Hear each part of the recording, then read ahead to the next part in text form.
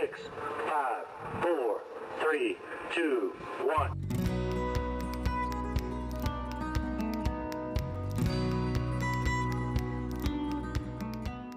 Alright, welcome back to Show Me Trucks. I think I got my computer fixed. If you've been watching the channel, I've been having to film stuff off my phone, but now I'm back to the GoPro. So some exciting news. I had a garage I was using. They sold it, so I got kicked out, and I've been working outside, and it's raining every day here in Pennsylvania. So the big news is me and my wife just bought a house. So now I'm gonna have a garage, kind of small, but it's inside. So in this video, I'm gonna keep working on the emergency brake system. I use the original pull lever that I mounted to the 4L60E because this has a LS swap in it. This is the original piece that is the bottom. So this, whenever you pull your emergency brake, it actually pulls it this way, and this connects to your cable system. And that pulls the levers in your drum brakes in the rear. I want to get that spring out of there. I have this pulley. I'm going to run a bolt up in there. That way, if it's real long, I can have adjustability. And I'll just run, jam nuts on both sides. That way it doesn't move. But then the pulley bend the cable too crazy.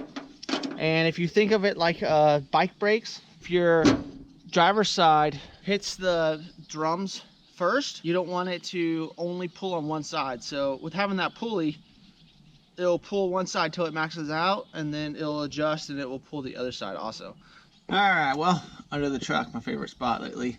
This is the Nissan rear end. So I just ran these square body cables that I had to modify a little bit, but there's like springs on one side, so I had to cut all that spring off. But these washers are actually from some kind of like sliding door kit that I had for like barn doors.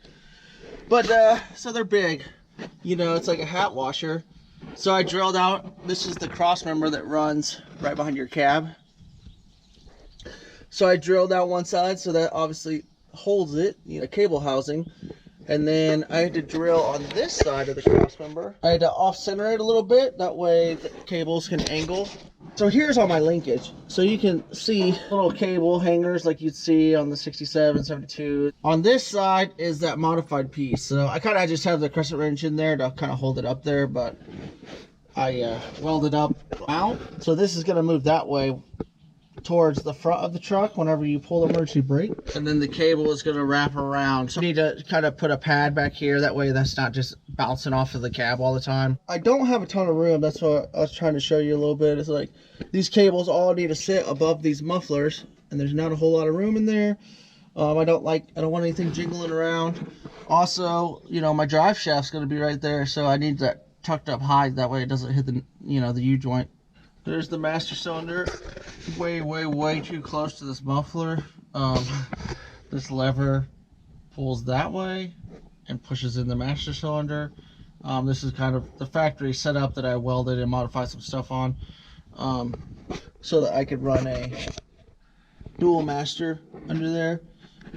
Also, if you look under here, there's a residual valve I have going to the front.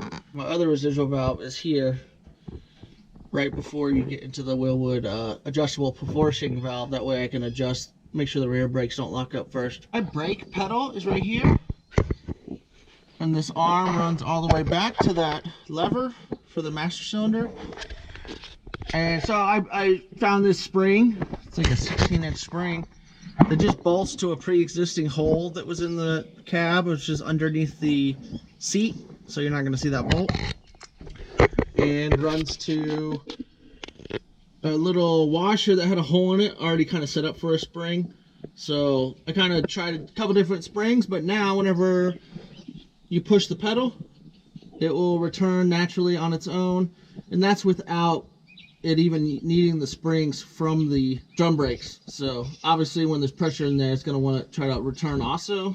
So I just wanted to make sure there's no chance that I push the pedal down and it doesn't come back. So, and I also had to bend this end of this brake rod just a little bit. It had a little bit of tension on it, and now that I bent it, now everything moves a lot smoother. And then also, like I said, once I go for final assembly, obviously I'm going to be putting all these cotter pins and everything, and cleaning everything, greasing all joints, and Loctiting all my bolts. All right, and now we're back to emergency brakes. So I bought some of these little clamps and I tried to weld a little ball on the end of this line. So I clamped it and Loctited it and everything. So that connects to the line that runs down to your axle.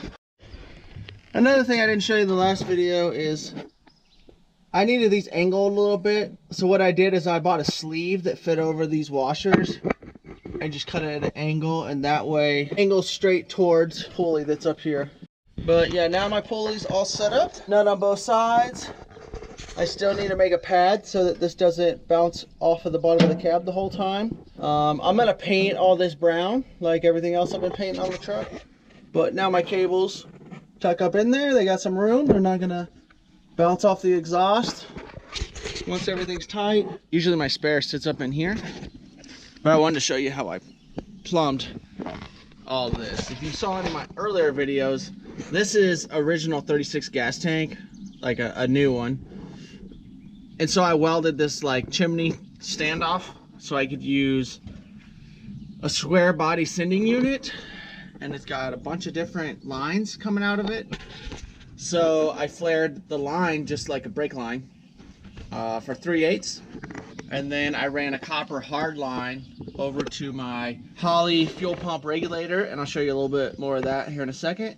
This is the image I wanted you guys to understand, is that's the whole reason I put my spare right here, and that's why I built the chimney right here, so that all the fuel injection looks simple and hidden and you don't see it very much under the truck. And now I'm gonna throw the spare tire up. Now with that on there, you can tell that you don't see any of that chimney part or the pump or anything like that. The only thing you can see where the fuel line is and the rubber line, you have to plumb your vehicle. So as much as I want everything super simple and not looking too ridiculous, you know, if you go back on the truck, even if you look in there, you have to really be looking for it to stand out.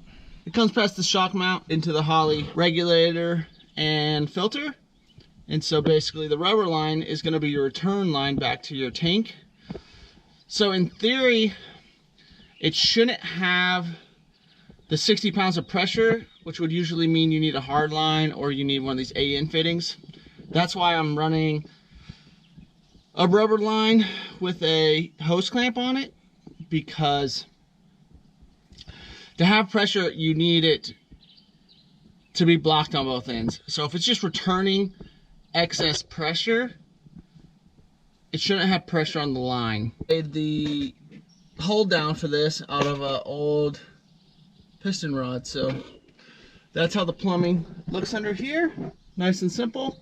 I wanted to show you guys a couple other things that at Carlisle, I had got some bent exhaust pipe so that I could run my filler in front of this box. I was gonna run the filler into the box. That way you open it and then run your gas in there. And then I was also like, well, if it leaks or doesn't fit well in a wooden box, maybe I like to not catch my truck on fire. And I kind of wanted to make it a little more simple. So obviously, you know, if you go to fill up, you know, you can just reach in here and pull that off, and you know, obviously the fuel pump will fit in there nicely.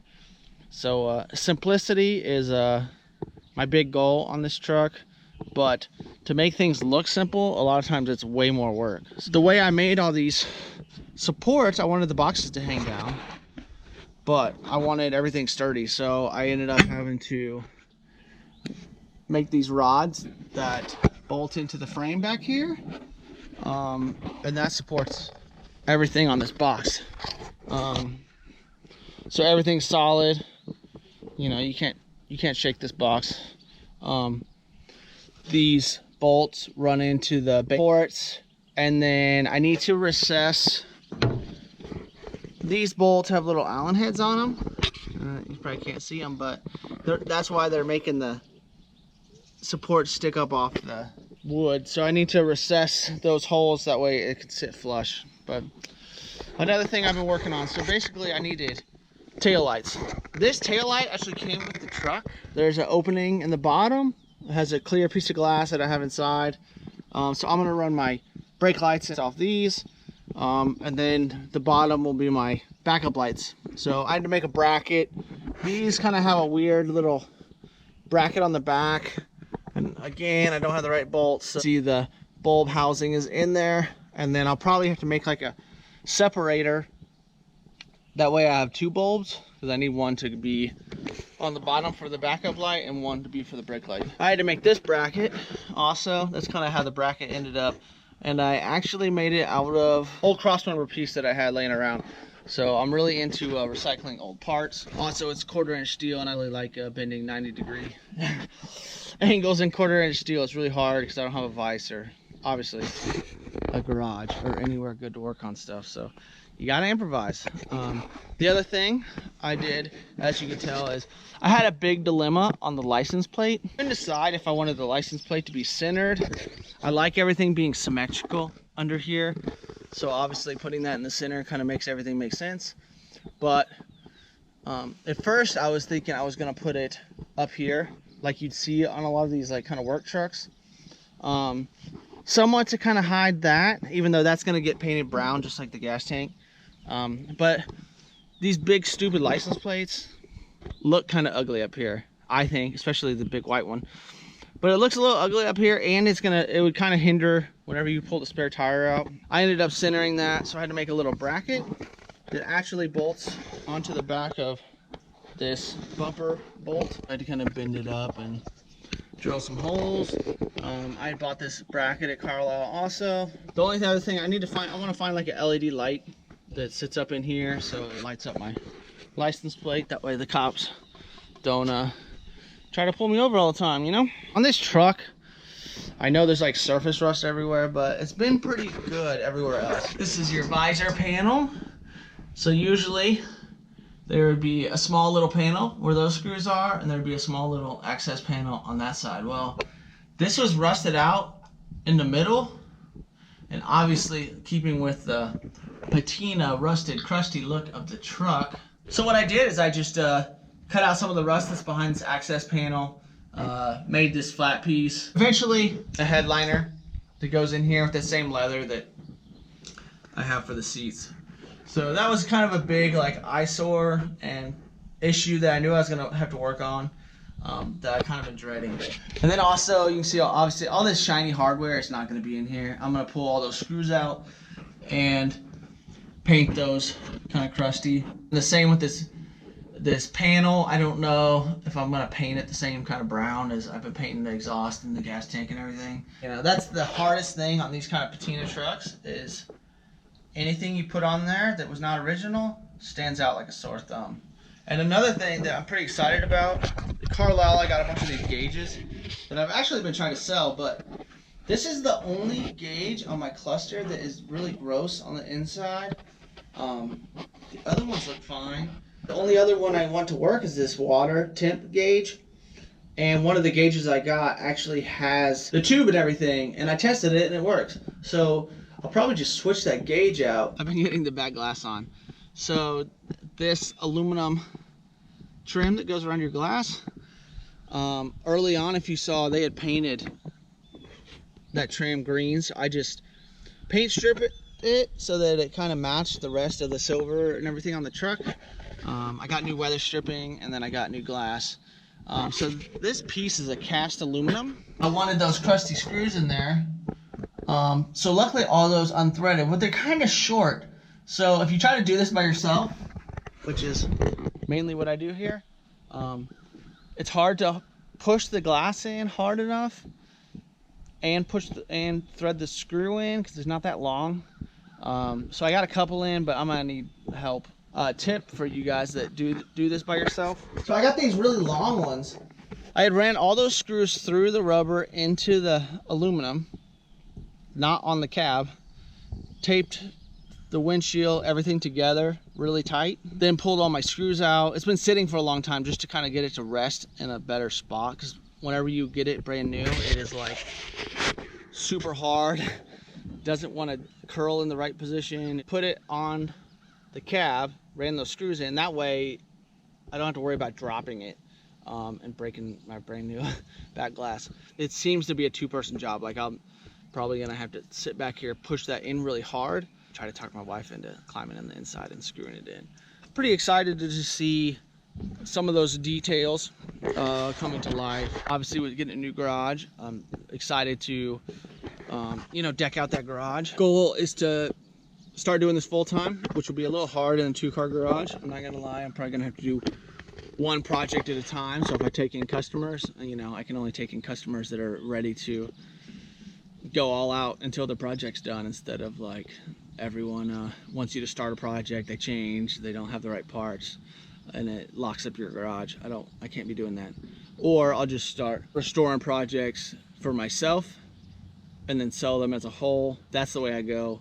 I can't wait, because that means the 67 short bed 4-wheel drive is next. So I'm pretty excited to build that up and hopefully drive that a little bit before I have to sell that also. So I hope you guys enjoy watching. Later.